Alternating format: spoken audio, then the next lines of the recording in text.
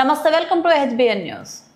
ములుగు జిల్లా ఏటూరు నాగర మండల కేంద్రంలోని వై జంక్షన్ వద్ద ఆదివాసీ ప్రజా సంఘాలు పెద్ద ఎత్తున ర్యాలీ నిర్వహించారు. కొమరంభీం విగ్రహానికి ఆదివాసీ సంఘాల నాయకులు పూలమాలలు వేసి వై జంక్షన్ నుంచి 5,000 మంది ఆదివాసీలతో ఐటీడీఏ కార్యాలయం వరకు భారీ ఎత్తున ర్యాలీ నిర్వహించారు. ఎస్టీ జాబితాలో ఉండి లంబాడీలను తొలగించాలంటూ నినాదాలు చేస్తూ ఐటీడీఏ ముట్టడికి ఎక్కించారు. భారీ ఎత్తున పోలీసులు వివరించడంతో ఐటీడీఏ కార్యాలయం గేటు వద్ద కొద్దిసేపు ఆదివాసీలకు పోలీసులకు మధ్య తోపులాట జరిగింది.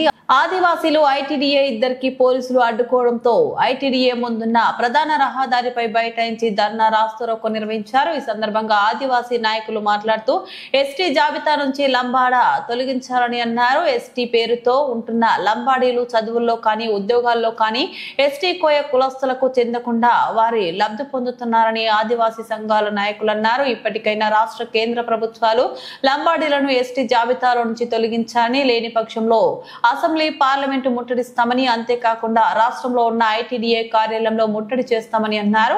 ప్రభుత్వ అధికారులు, ఎస్టీ ఎమ్మెల్యేలు, ఎంపీలు స్పందించాలని, లేకుంటే క్యాంపు కార్యాలయాన్ని ముట్టడిస్తామని సంఘం నాయకులు అన్నారు.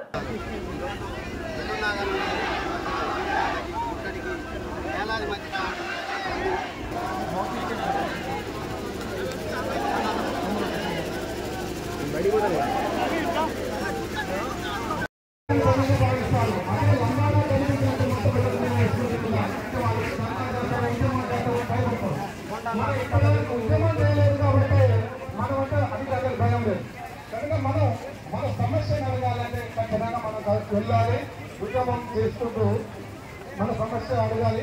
అందుకని ఈ యొక్క అలాగే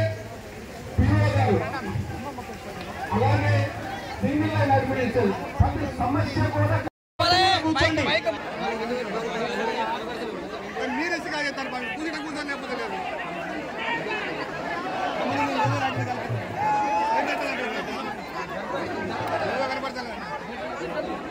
కనపడే కానీ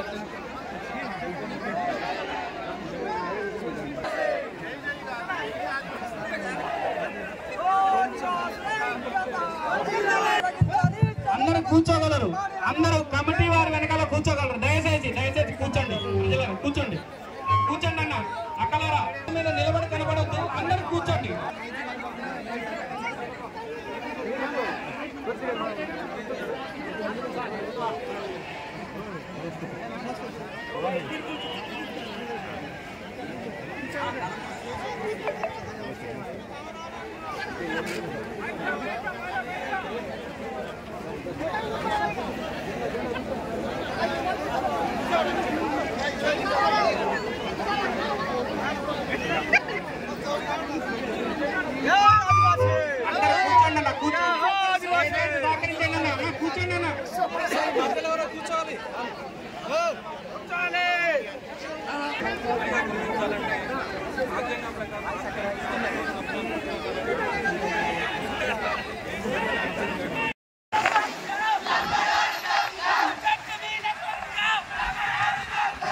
హలో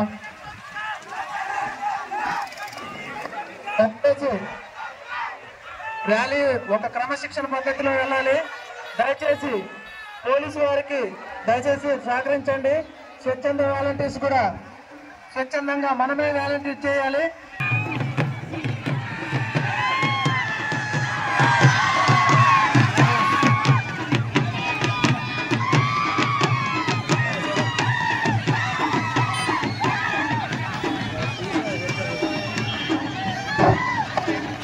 దయచేసి ర్యాలీలో అగ్రభాగ సభ్యులు మాత్రమే ఉండాలని కోరుతాం. దయచేసి వారేస్తారని అన్ని ప్రజా సంఘాలకు సంబంధించినటువంటి నాయకత్వం ముందుండాలని కోరుతా ఉన్నాం. జిల్లా రాష్ట్ర సంబంధించినటువంటి నాయకత్వం జాక్ సభ్యులు అగ్రభాగాన ఉండాలని కోరుతా, వారికి సహకరించగలిగి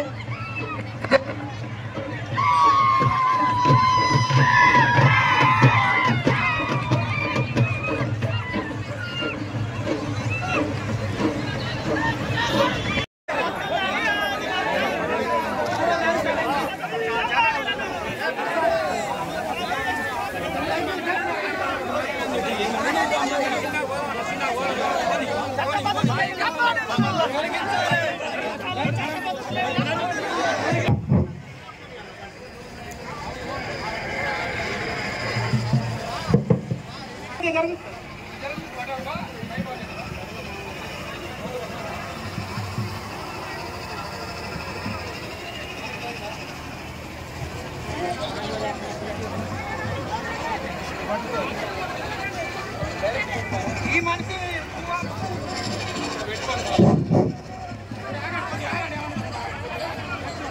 మిత్రులారా, మనం చేస్తున్న ర్యాలీ ఏదైతే ఉందో దయచేసి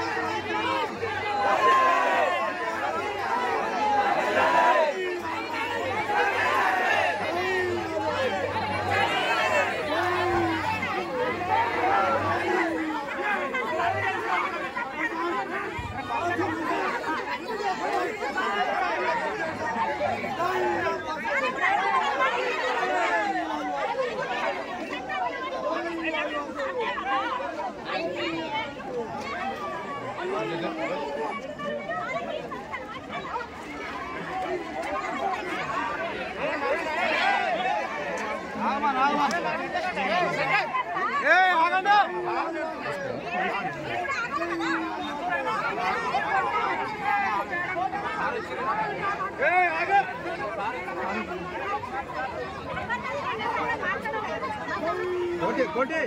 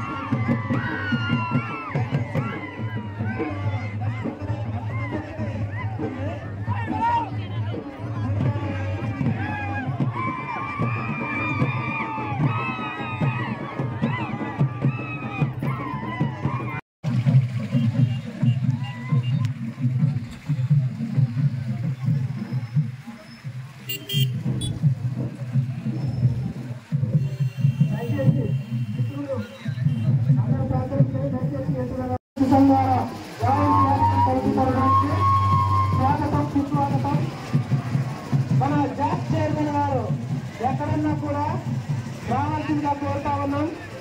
అలాగే మన యొక్క ఐటీడీ ముందు మన యొక్క సమస్యలు చెప్పడానికి మన కాసేపట్లో వస్తా ఉన్నాం. మన యొక్క దయచేసి మిగతా వారు అక్కడే ఉండాల్సింది కోరుతా ఉన్నాం. మనకి కూడా పోలీసు వారు చాలా సహకరిస్తున్నారు. వారికి ఇవే మా కృతజ్ఞతలు.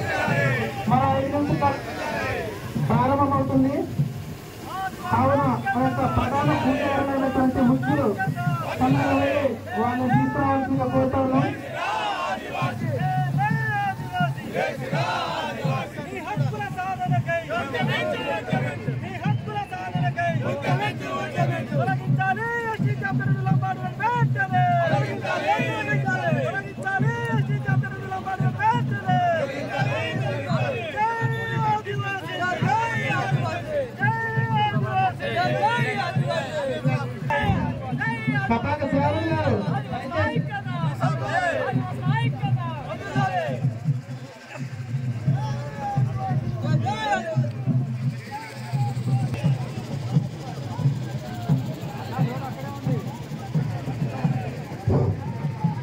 మన యొక్క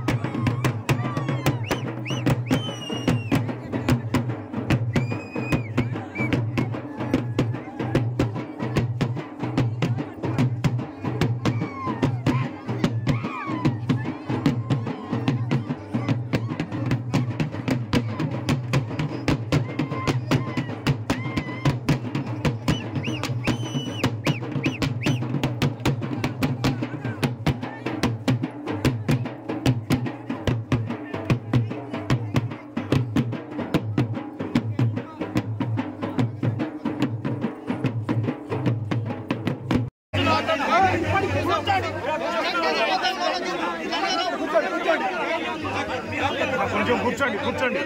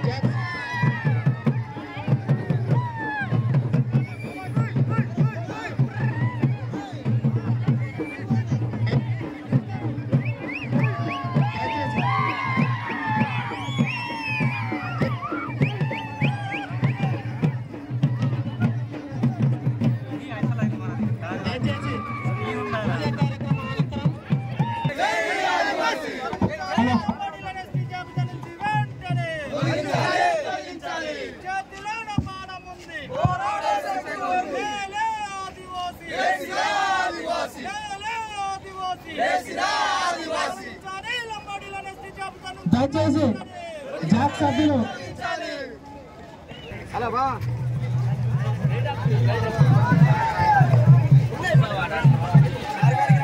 అలాగే జాక్ కమిటీ సభ్యులు పైకి ఎక్కవలసిందిగా కోరుతా ఉన్నాం మన కొమరంభీం వద్దకి. జై కొమరంభీం, జై కొమరంభీం, వర్ధిల్లాలి ఆది.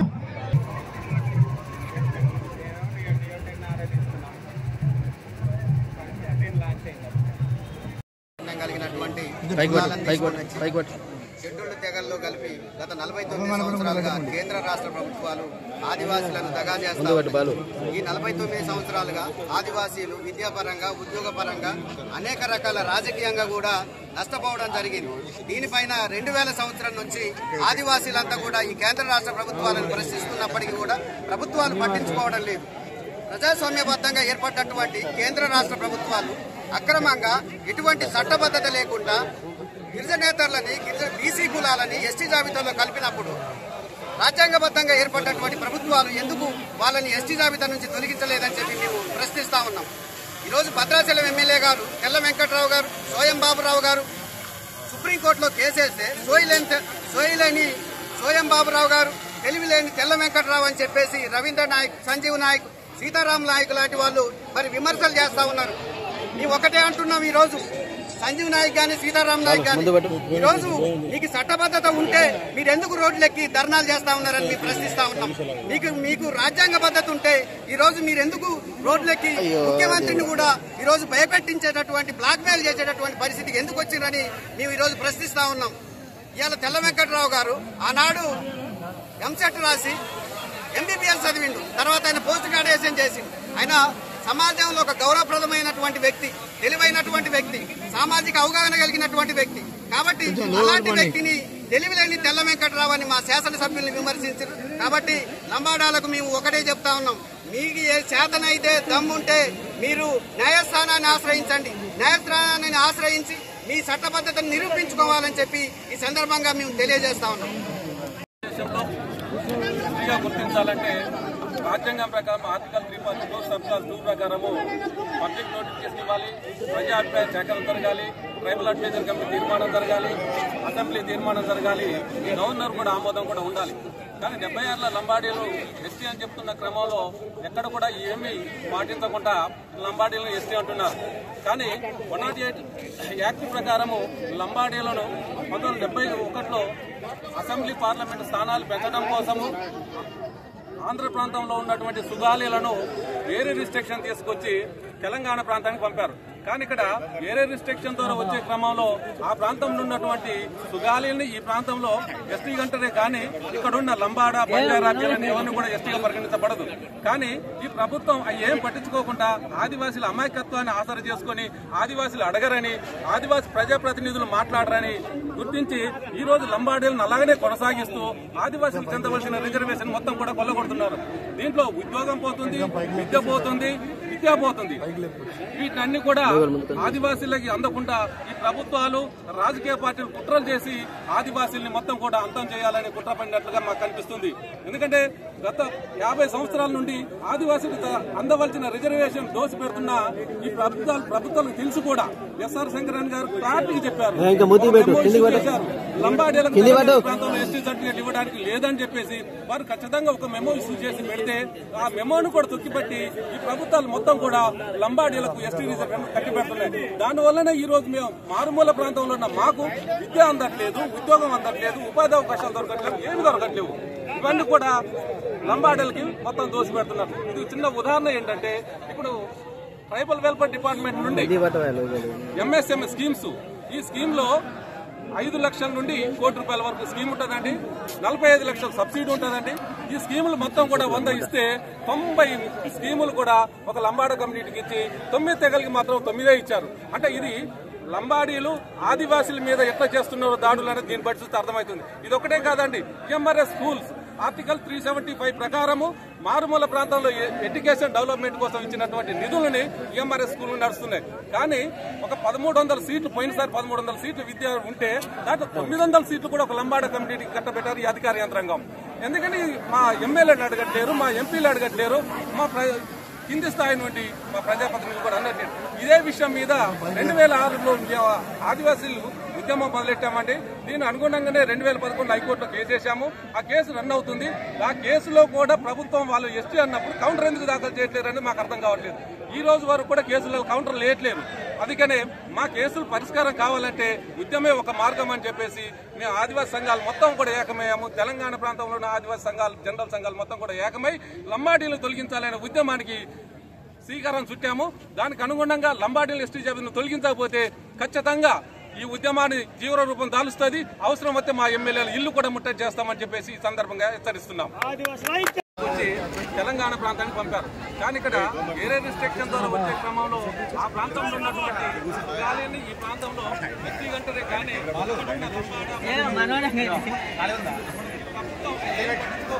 ఆదివాసీల అమాయకత్వాన్ని ఆధార చేసుకుని ఆదివాసీలు అడగరని, ఆదివాసీ ప్రజాప్రతినిధులు మాట్లాడరని గుర్తించి ఈ రోజు లంబాడీలను అలాగనే కొనసాగిస్తూ ఆదివాసీలకు చెందవలసిన రిజర్వేషన్ మొత్తం కూడా కొల్లగొడుతున్నారు. దీంట్లో ఉద్యోగం పోతుంది, విద్య పోతుంది, విద్య పోతుంది. వీటన్ని కూడా ఆదివాసీలకి అందకుండా ప్రభుత్వాలు, రాజకీయ పార్టీలు కుట్ర చేసి ఆదివాసీలను మొత్తం కూడా అంతం చేయాలి. నుండి ఆదివాసీలకు అందవలసిన రిజర్వేషన్ దోసి పెడుతున్న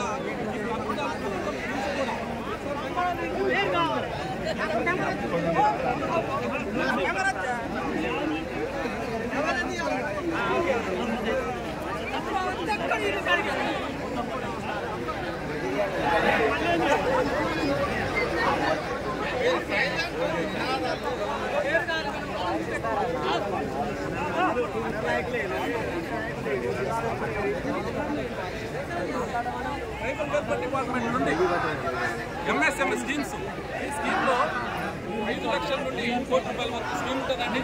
45 లక్షల సబ్సిడీ ఉంటుందండి. ఈ స్కీములు మొత్తం కూడా 100 ఇస్తే 90 స్కీములు కూడా ఒక లంబాడ కమ్యూనిటీకి ఇచ్చి 9 తెగలకి మాత్రం 9 ఇచ్చారు. అంటే ఇది లంబాడీలు ఆదివాసుల మీద ఎట్లా చేస్తున్నారు దాడులు అనేది దీన్ని బట్టి చూస్తే అర్థమవుతుంది. ఇది ఒకటే కాదండి, ఎంఆర్ఎస్ స్కూల్స్ ఆర్టికల్ 375 ప్రకారము మారుమూల ప్రాంతంలో ఎడ్యుకేషన్ డెవలప్మెంట్ కోసం ఇచ్చినటువంటి నిధులని ఎంఆర్ఎస్ స్కూల్ నడుస్తున్నాయి. 2006లో ఆదివాసీలు ఉద్యమం మొదలెట్టామండి. దీని అనుగుణంగానే 2011 హైకోర్టులో కేసు వేసాము. ఆ కేసు రన్ అవుతుంది. ఆ కేసులో కూడా ప్రభుత్వం వాళ్ళు ఎస్టీ అన్నప్పుడు కౌంటర్ ఎందుకు దాఖలు చేయట్లేదని మాకు అర్థం కావట్లేదు. ఈ రోజు వరకు కూడా కేసులో కౌంటర్ లేట్లేదు. అందుకనే మా కేసు పరిష్కారం కావాలంటే ఉద్యమే ఒక మార్గం అని చెప్పేసి మేము ఆదివాసీ సంఘాలు మొత్తం కూడా ఏకమయ్యాము. తెలంగాణ ప్రాంతంలో ఉన్న ఆదివాసీ సంఘాలు, జనరల్ సంఘాలు మొత్తం కూడా ఏకమై లంబాడీలను తొలగించాలనే ఉద్యమానికి శ్రీకారం చుట్టాము. దానికి అనుగుణంగా లంబాడీల ఎస్టీ జాబితాను తొలగించకపోతే ఖచ్చితంగా ఈ ఉద్యమాన్ని తీవ్ర రూపం దాలుస్తుంది. అవసరమైతే మా ఎమ్మెల్యేలు ఇల్లు కూడా ముట్టడి చేస్తామని చెప్పేసి ఈ సందర్భంగా హెచ్చరిస్తున్నాం. సంవత్సరాలుగా కేంద్ర రాష్ట్ర ప్రభుత్వాలు ఆదివాసీలను దగా చేస్తా ఉన్నారు. ఈ 49 సంవత్సరాలుగా ఆదివాసీలు విద్యాపరంగా, ఉద్యోగపరంగా, అనేక రకాల రాజకీయంగా కూడా నష్టపోవడం జరిగింది. దీనిపైన 2000 సంవత్సరం నుంచి ఆదివాసీలంతా కూడా ఈ కేంద్ర రాష్ట్ర ప్రభుత్వాలను ప్రశ్నిస్తున్నప్పటికీ కూడా ప్రభుత్వాలు పట్టించుకోవడం లేదు. ప్రజాస్వామ్యబద్ధంగా ఏర్పడినటువంటి కేంద్ర రాష్ట్ర ప్రభుత్వాలు అక్రమంగా ఇటువంటి చట్టబద్ధత లేకుండా గిరిజనేతరులని, బీసీ కులాలని ఎస్టీ జాబితాలో కలిపినప్పుడు రాజ్యాంగబద్ధంగా ఏర్పడినటువంటి ప్రభుత్వాలు ఎందుకు వాళ్ళని ఎస్టీ జాబితా నుంచి తొలగించలేదని చెప్పి మేము ప్రశ్నిస్తా ఉన్నాం. ఈరోజు భద్రాచలం ఎమ్మెల్యే గారు తెల్ల వెంకట్రావు గారు, సోయం బాబురావు గారు సుప్రీంకోర్టులో కేసేస్తే సోయిలేని సోయం బాబురావు గారు, తెలివిలేని తెల్ల వెంకట్రావు అని చెప్పేసి రవీంద్ర నాయక్, సంజీవ్ నాయక్, సీతారాం నాయక్ లాంటి వాళ్ళు మరి విమర్శలు చేస్తూ ఉన్నారు. ఒకటే అంటున్నాం, ఈరోజు సంజీవ్ నాయక్ గారు, సీతారాం నాయక్ గారు ఈరోజు మీకు చట్టబద్ధత ఉంటే మీరు ఎందుకు రోడ్లెక్కి ధర్నాలు చేస్తూ ఉన్నారని ప్రశ్నిస్తూ ఉన్నాం. మీకు రాజ్యాంగబద్ధత ఉంటే ఈరోజు మీరు ఎందుకు రోడ్లెక్కి ముఖ్యమంత్రిని కూడా ఈరోజు భయపెట్టించేటటువంటి, బ్లాక్మెయిల్ చేసేటటువంటి పరిస్థితికి ఎందుకు వచ్చారని మేము ఈరోజు ప్రశ్నిస్తూ ఉన్నాం.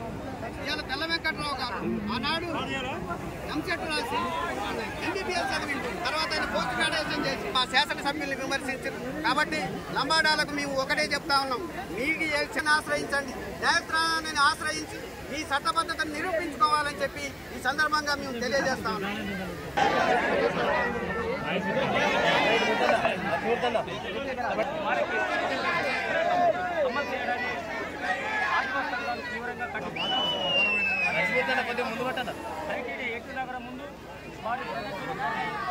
ఇక్కడ విద్యా అవకాశాలు, ఉపాధి అవకాశాలు, రాజకీయ అవకాశాలు మొత్తం కూడా అనుభవిస్తున్నారు.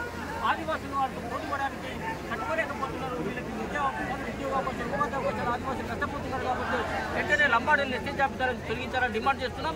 తెలంగాణ రాష్ట్ర ప్రభుత్వం కావచ్చు, కేంద్ర ప్రభుత్వం కావచ్చు, వలసలు అరికట్టాలని చెప్పేసి డిమాండ్ చేస్తున్నాం. వాళ్ళు నాగపూర్లో ట్రైన్కి, బెల్లంపల్లిలో దిగుతూ కాయగబ్బి అంటే ఎస్టీలు అయిపోతున్నారు. నాందేడ్లో ట్రైన్కి, నిజామాబాద్లో దిగుతూ కాయగబ్బి అంటే ఎస్టీలు అయిపోతున్నారు. విపరీతంగా వలసలు వస్తున్నారు. కాబట్టి ఇవన్నీ కూడా అక్రమంగా వలసలు వస్తున్నారు. కాబట్టి చట్టబద్ధతలు లంబాడీలను వెంటనే ఎస్టీ జాబితాలు తొలగించాలని చెప్పేసి కార్యక్రమాలు, భారీ ముట్టడి కార్యక్రమాలు కొనసాగిస్తాం. అదేవిధంగా దశలవారి ఉద్యమాన్ని కూడా కొనసాగిస్తాం. స్థానిక ఎమ్మెల్యేలు మొత్తం కూడా, ఆదివాసీ ఎమ్మెల్యేలు మొత్తం కూడా ట్రైబల్ అడ్వైజరీ కమిటీ తీర్మానం చేయకపోతే ఎమ్మెల్యేల ఇంటిని కూడా ముట్టడించడానికి మేము కార్యాచరణ ప్రకటిస్తామని చెప్పేసి కూడా డిమాండ్ చేస్తున్నాం.